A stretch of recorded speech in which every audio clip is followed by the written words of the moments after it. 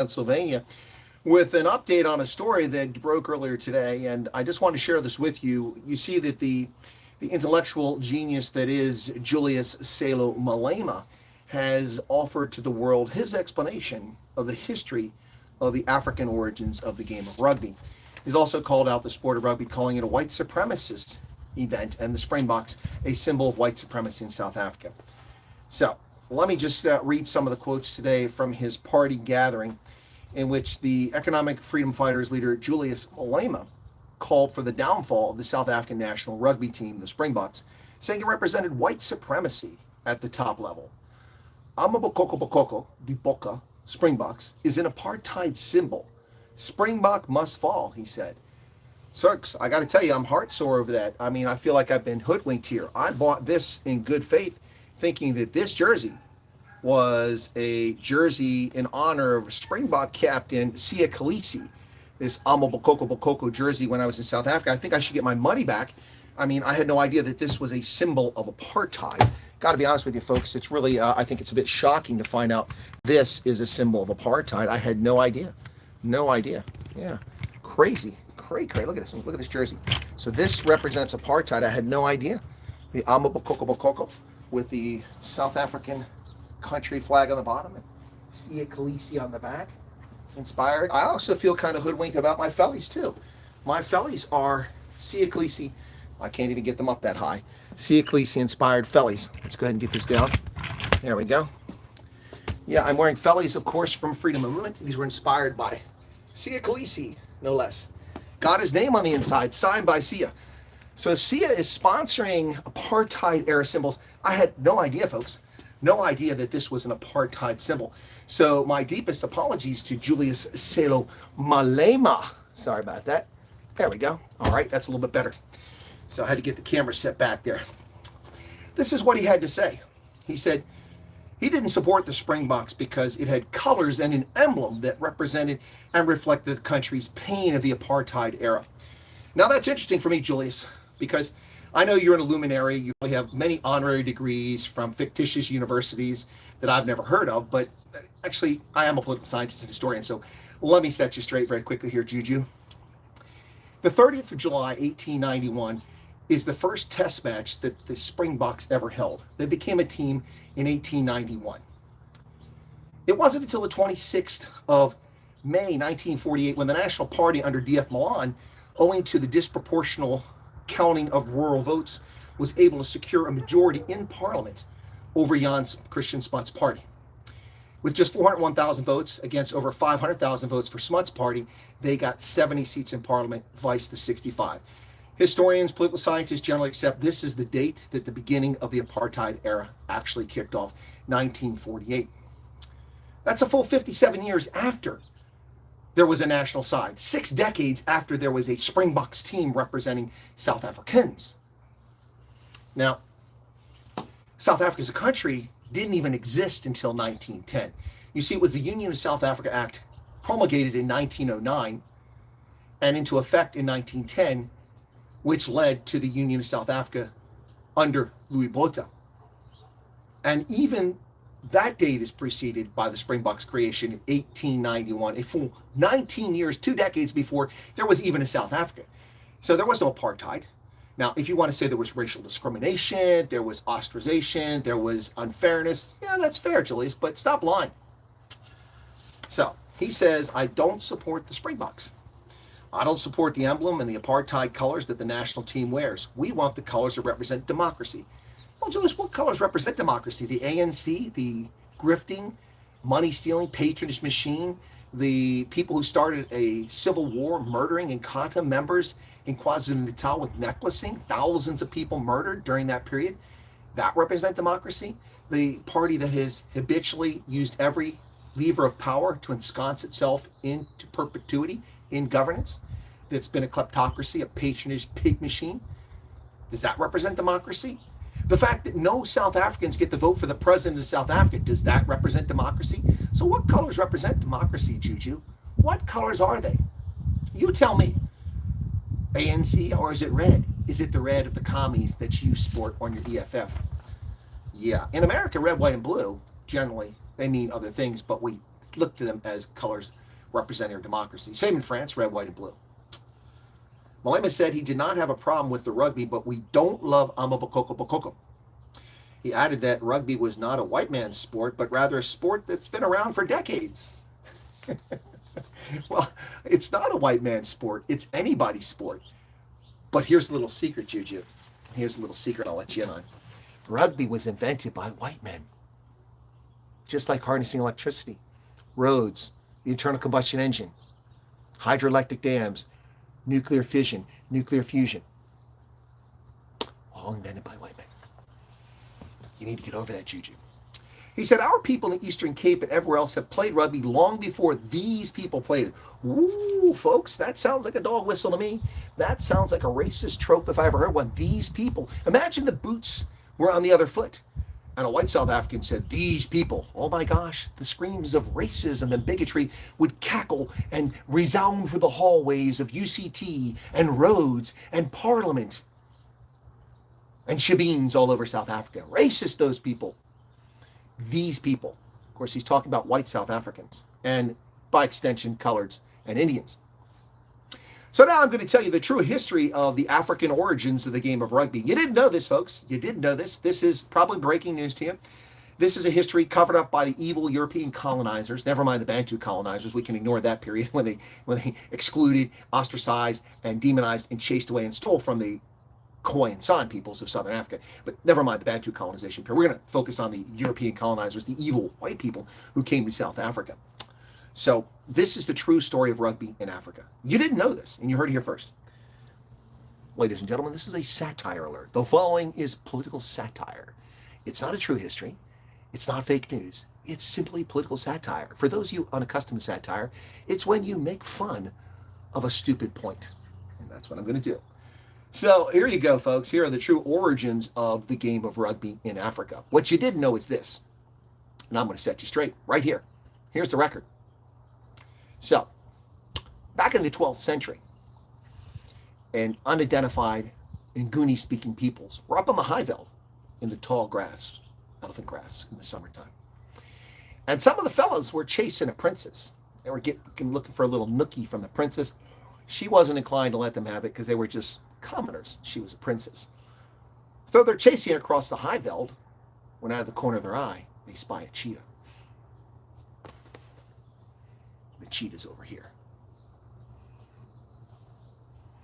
So the boys stop their chase. They spot a melon on the ground. The quick-thinking Nguni-speaking boys pick up a melon. And for some reason, one of them kicks it high into the air. And as the cheetah's chasing the princess, getting closer to her, because of course a cheetah is much faster than the boys or the girl, the melon lands and hits the cheetah square in the head. The cheetah falls over, squealing like a cat is wont to do. And the princess stops in her tracks, turns and sees the cheetah. The cheetah retreats and runs away. The boys, having saved the princess, invented the high ball kick. The box kick was created right there on the high veld in the 12th century. But it wasn't over. The boys still wanted a little nookie. They keep chasing the princess. Suddenly, from the other side of the high veld pitch comes a hyena. And he's cackling along. I'm going to get the princess. I'm going to get the princess. The boys sing this. Give pursuit as the princess retreats. The boys approach. They all jump on top of the hyena, bringing it to the ground, forming the first ever ruck, securing him to the ground. Hyena wouldn't release one of the boys. If we'd had an official, if Nick Berry had been there, it would have been a penalty. But the boys have secured the first ever ruck. The high ball, the box kick, and a ruck.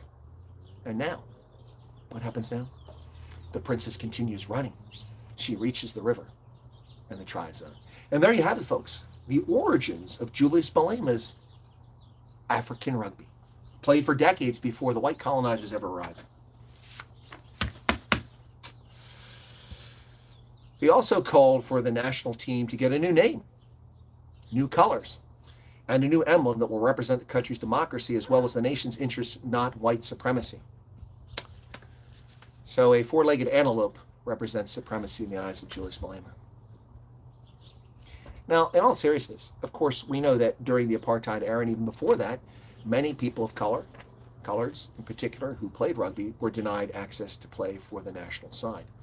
True story, but that has nothing to do with apartheid. Later, apartheid appropriated the Springboks as a national emblem, kind of like the Nazis appropriated the swastika, the Hakenkreuz. Doesn't make the Springboks a symbol of apartheid. He mentioned that Amabokoko Bokoko was an Afrikaner pride symbol and Afrikaner property, alleging that is why the Afrikaners president, Johan Rupert, received the team to his farm. The Afrikaners president?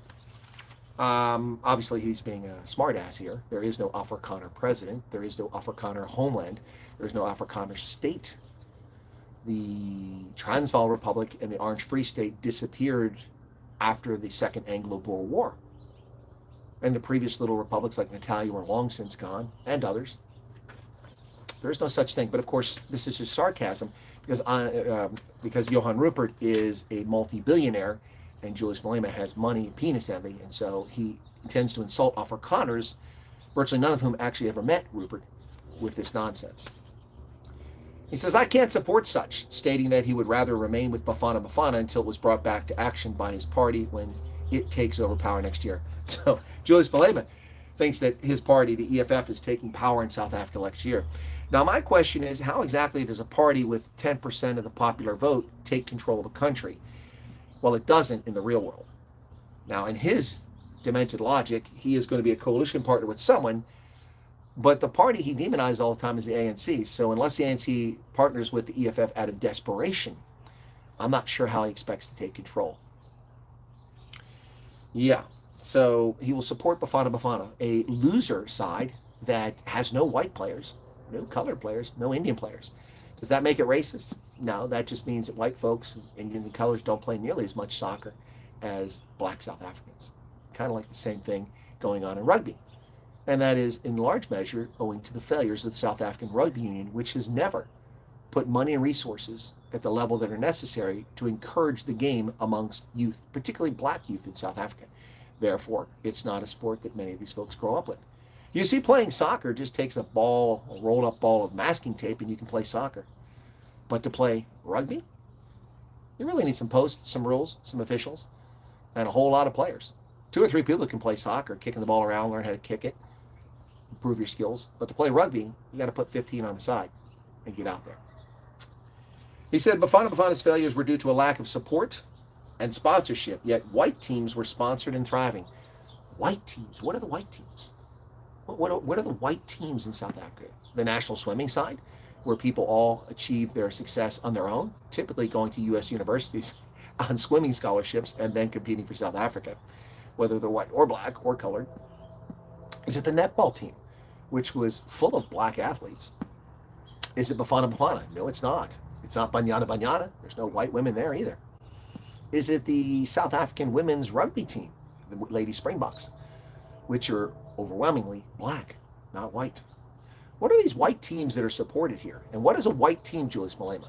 Ladies and gentlemen, the satire aside, the fake history of South Africa rugby aside, it is time for South Africans to stand up to this nonsense and to the fake leftists who portray people who actually raise this concern as white supremacist or racist to just call them out.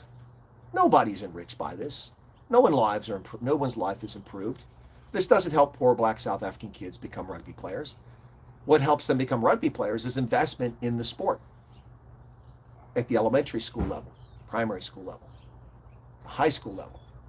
But there's no money for that because the ANC has pilfered and stolen all that money, while it lowered educational standards to an abysmally low 30% in 3 subjects and 40% in your first language. Can you imagine?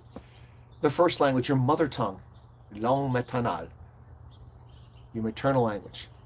You can achieve only a 40% mark, which is not even remotely close to passing. These are the standards that the African National Congress has applied to South Africa. These are Bantu education standards meant to keep black South Africans impoverished, illiterate, and non-functioning in society.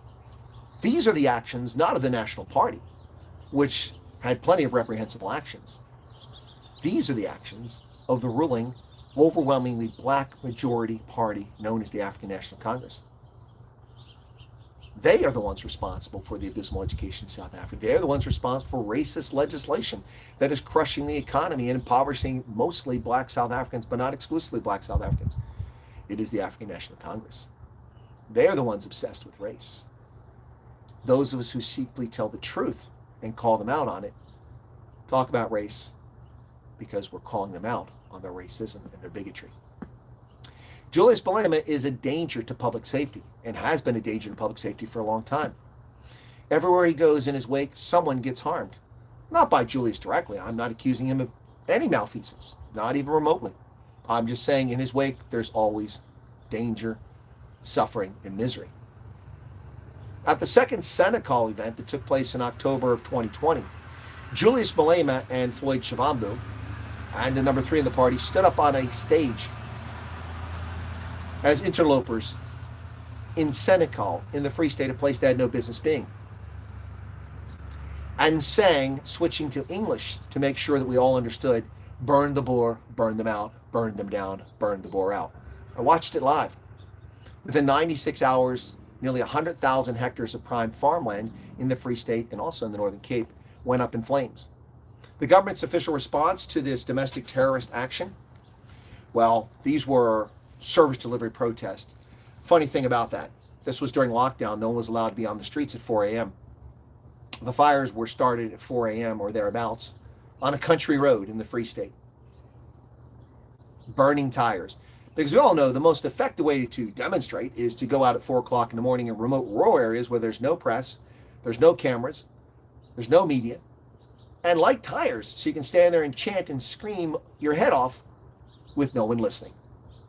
That was the government response to the terroristic actions of the economic freedom fighters. They also took umbrage with an advert placed on Click's website, in which a very unfortunate, disrespectful, and rude ad, which was from Europe, was placed there by a black employee of Click's, a black majority-owned business, by the way, under broad-based black economic empowerment's racist legislation, its own majority by black South Africans, nouveau riche entrepreneurs. Julius Malema exhorted, called upon his followers to go out and harass and intimidate Click's locations. 43 Click's locations around South Africa were inundated, approached, intimidated, broken into, even one petrol bomb with a Molotov cocktail by members of the economic freedom fighters and or their supporters.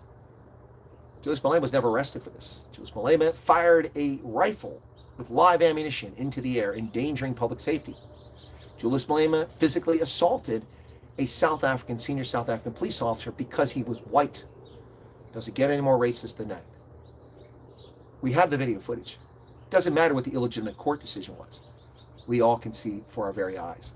Julius Malema is a dangerous individual. He has been a dangerous individual for a long time. Who bankrolls Julius Malema? How is it someone who's never had a job wears Breitling watches, which cost $10,000 to $15,000 a piece, rides around in Land Cruisers, flies all over the world, lives in luxury apartments? How is such a thing even possible for someone who's never held a job? Ask yourself this. Ask someone else. The true history of rugby in South Africa is it's a game that was introduced. South African Boers were imprisoned on St. Helena and elsewhere, and they picked up the game there and came back. And they were playing it before then. They came back, and it became a sport favored by Afrikaans-speaking South African, particularly rural South Africans. It became a sport that they had much pride in and took pride in that. But it doesn't mean it belongs to them. It belongs to all South Africans. In fact, rugby belongs to the world. A game invented in rugby under the legend of William Webb Ellis, instead of kicking the ball, picking it up and running with it in Rugby England in the early part of the 19th century. It's a game for all of us, folks. Fat kids, skinny kids, even kids with chickenpox. White kids, black kids, even colored and Indian kids. Everybody's welcome to play it. So there you go, folks. The true history, African history of rugby, and the race-baiting, race-hustling of Julius Malema. It's a disgrace. Someone needs to call him out. This man should have been booted from Parliament long ago. Long ago. Everywhere he goes, every time he opens his mouth, someone is harmed. Not by Julius. Never made such a claim. but in his wake, there's always injury, suffering, and pain. That's not the sign of a leader. That's a sign of a rabble-rouser. Thanks a lot, everybody. Thanks for being here. Be sure to give us a like. I'm sure I'll get some hate mail on this one, but I do appreciate you being here. And thanks for smashing that like button. Looks like not many have done it, but thank you so much for that. God bless and have a lovely evening. And boca, boca, boca. Juju, you're not going to win this one, brother. And before I go, what a sad, pathetic, loser way to approach this story when the Springboks are doing their victory tour around South Africa for a record-setting 4th Rugby World Cup victory.